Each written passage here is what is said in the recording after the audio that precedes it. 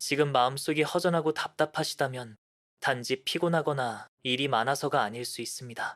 아무리 좋은 것을 가져도, 아무리 사랑받아도, 아무리 웃어보려고 해도 마음 깊은 곳이 계속 텅 빈 느낌이라면 그것은 지금 방향을 잃고 있다는 분명한 신호입니다.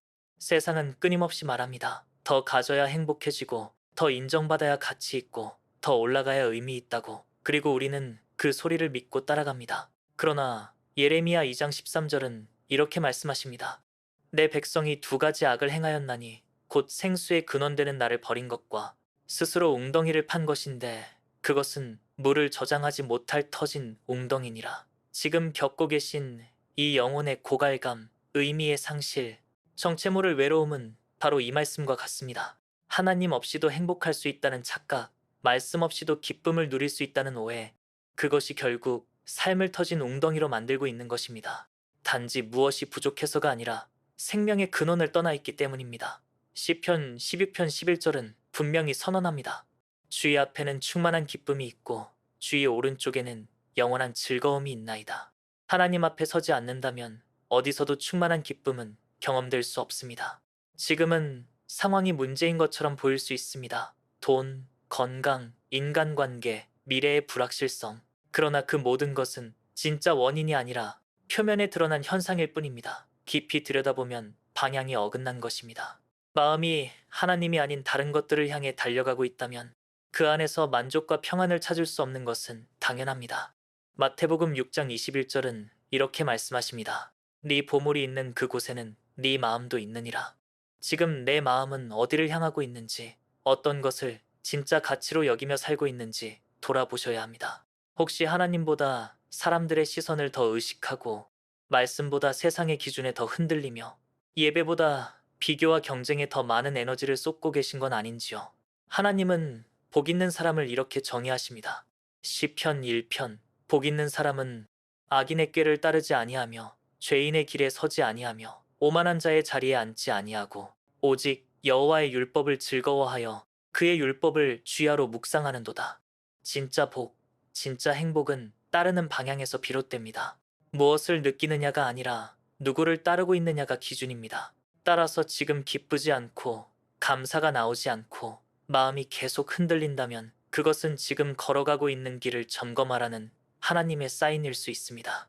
갈라디아서 6장 4절도 말씀합니다. 각각 자기 일을 살피라. 그리하면 자랑할 것이 자기에게만 있고 남에게는 있지 아니하리니. 그러나 우리는 스스로의 삶을 들여다보기보다는 타인과 비교하며 기쁨을 빼앗깁니다. 누군가와 비교하는 순간 감사는 사라지고 열등감은 커지고 불만은 자랍니다. 비교는 복을 파괴하는 가장 조용한 도둑입니다. 그렇다면 어떻게 해야 할까요? 첫째는 방향을 바꾸셔야 합니다. 더 좋은 조건을 추구하는 것이 아니라 하나님을 바라보는 시선을 회복하는 것입니다. 야고보서 4장 8절은 말합니다. 하나님을 가까이 하라. 그리하면 너희를 가까이 하시리라. 하나님과 멀어진 상태로는 어떤 환경에서도 진짜 행복은 느껴지지 않습니다. 둘째는 감사를 회복하는 것입니다. 데살로니가전서 5장 18절 범사에 감사하라. 이것이 그리스도 예수 안에서 너희를 향하신 하나님의 뜻이니라. 감사는 감정이 아니라 선택이며 순종입니다. 세 번째는 자신을 내려놓는 것입니다. 자기중심의 삶, 내가 원하는 것, 내가 정한 방식, 내가 기대하는 결과를 내려놓고 하나님의 뜻에 귀를 기울이셔야 합니다. 마가복음 8장 34절 누구든지 나를 따라오려거든 자기를 부인하고 자기 십자가를 지고 나를 따를 것이니라. 자기를 부인하고 주님을 따를 때 비로소 방향은 바뀌고 의미는 회복되며 기쁨은 따라오게 됩니다. 마지막으로 하나님의 임재 안에 거하는 삶을 선택하셔야 합니다. 하나님은 더 좋은 삶의 조건이 아니라 지금 이 자리에서의 만남을 원하십니다. 어떤 상황이든 하나님과 동행한다면 그 자리는 기쁨의 자리로 바뀔 수 있습니다. 오늘 하루를 다시 시작하시기 바랍니다. 외적인 조건이 아닌 내적인 방향을 점검하며 하나님을 가까이 하는 자리로 돌아가십시오. 그분 안에서만 진짜 행복은 회복될 수 있습니다. 하나님은 기쁨의 근원이시며 평안을 주시는 분이십니다. 그런데 왜 우리는 그 하나님의 백성으로 살아가면서도 자주 메마르고 외롭고 행복에서 멀어진 느낌을 받는 걸까요? 기도를 하고 예배를 드리고 말씀을 보려고 애쓰고 있음에도 불구하고 마음 깊은 곳은 여전히 갈급하고 고단한 이유는 무엇일까요? 문제는 하나님의 행복이 아니라 우리의 기대 방식에 있습니다. 하나님이 주시는 행복은 우리가 원하는 방식으로 오지 않습니다. 세상은 말합니다. 행복은 감정이고 성공이고 소유이고 안전입니다. 그래서 우리는 하나님께도 그 세상적 행복의 틀에 맞춘 응답을 기대합니다. 그러나 하나님은 감정을 주시는 분이 아니라 존재 자체를 바꾸시는 분이십니다. 하나님의 기쁨은 어떤 상태에서든 견디고 살아갈 수 있는 내적 힘을 주시는 것이지 우리의 기분을 잠깐 좋게 해주는 것이 아닙니다. 그래서 우리는 종종 오해합니다. 아무 일도 변하지 않았고 여전히 삶이 어렵고 눈물은 마르지 않으니 하나님이 주시는 기쁨도 나와는 상관없다고 느끼게 됩니다. 하지만 성경은 그렇게 말하지 않습니다. 하박국 3장 17절부터 18절은 이렇게 선언합니다. 비록 무화과 나무가 무성하지 못하며 포도나무에 열매가 없으며 나는 여호와로 말미암아 즐거워하며 나의 구원의 하나님으로 말미암아 기뻐하리로다.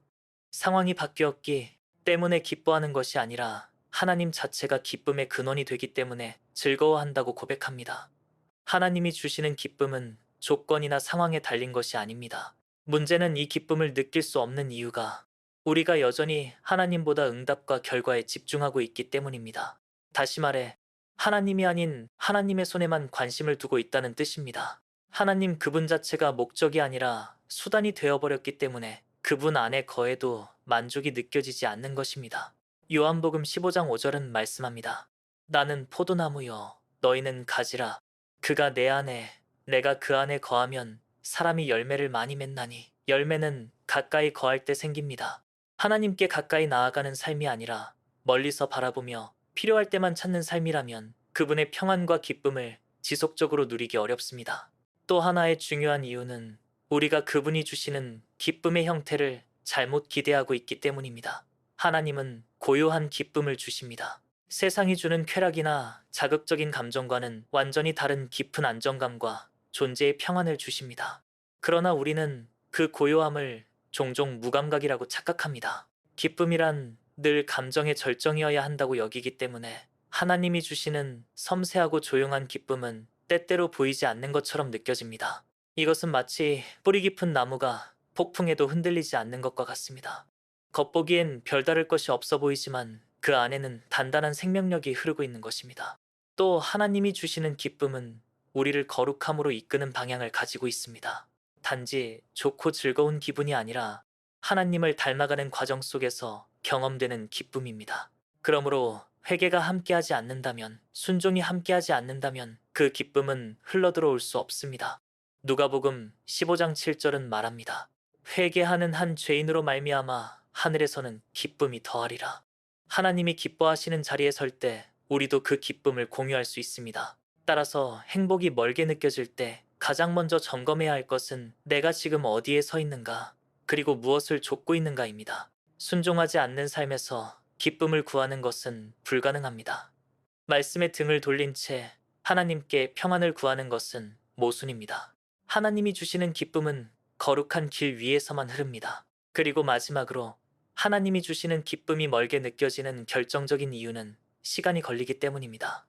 세상은 즉각적인 감정 반응을 쫓지만 하나님은 기다리게 하십니다. 기도하고 말씀을 읽고 예배를 드려도 금방 달라지는 것이 없을 수 있습니다. 그러나 이사야 40장 31절은 이렇게 말씀하십니다. 오직 여호와를 앙망하는 자는 새 힘을 얻으리니 독수리가 날개치며 올라감 같을 것이요. 기다리는 자에게, 앙망하는 자에게 하나님은 때가 되면 반드시 기쁨을 부어주십니다. 하나님의 기쁨은 깊고 단단하게 스며듭니다. 겉으로는 아무 변화가 없어 보일 수 있지만 그분 안에 거하는 시간이 쌓일수록 어느 날 문득 영혼의 안쪽에서부터 미소가 번지기 시작합니다. 억지로 웃지 않아도, 억지로 위로받으려 하지 않아도 하나님이 주시는 기쁨은 조용히 우리 안을 채워갑니다. 그러니 너무 쉽게 판단하지 마시기 바랍니다. 하나님이 멀리 계신 것이 아닙니다. 하나님이 주시는 기쁨이 약한 것이 아닙니다. 오히려 우리가 아직 준비되지 않았을 수 있고, 아직 말씀 앞에 머무르지 않았을 수 있고, 아직 회개의 자리로 나아가지 않았을 수 있습니다. 지금 이 순간에도 하나님은 여전히 말씀하고 계십니다. 내 사랑하는 자야, 내 기쁨을 네 안에 채우고 싶다고. 멀어졌다고 느끼는 그 거리는 하나님이 만든 것이 아니라 우리가 선택한 방향일 수 있습니다. 돌아오십시오. 기다리십시오.